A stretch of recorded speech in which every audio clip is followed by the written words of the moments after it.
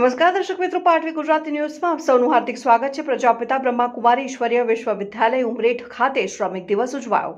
પ્રજાપિતા બ્રહ્માકુમારી ઈશ્વરીય વિશ્વવિદ્યાલય ઉમરેઠ ખાતે વિશ્વ શ્રમિક દિવસની ઉજવણી રાજયોગીની પરમ પૂજ્ય બ્રહ્માકુમારી નીતાબેનના પ્રયત્નોથી સંસ્થાના હોલ ખાતે પ્રથમવાર ઉજવણી કરવામાં આવી। આ પ્રસંગે ઉમરેઠ તેમજ આજુબાજુ ગામના લગભગ 90થી વધુ કડિયા, પ્લમ્બર, ઇલેક્ટ્રિશિયન, દરજી, મોચી, કુંભાર, લુહાર, કલર કામના કારીગરોનું સન્માન ધ્રુમિલ શુક્લ, એડવોકેટ નિલેશભાઈ ટી શાહના કરકમલો દ્વારા શાલ, બુકે અને ગિફ્ટ આપીને સન્માનિત કરવામાં આવ્યા હતા। કાર્યક્રમમાં કારીગરો દ્વારા જાણવા મળ્યું હતું કે આવું કારીગરોનું સન્માન ઉમરેઠ નગરમાં પહેલી જ વાર આ બ્રહ્માકુમારી સંસ્થાએ કર્યું છે। તેના અમો આભારી છીએ।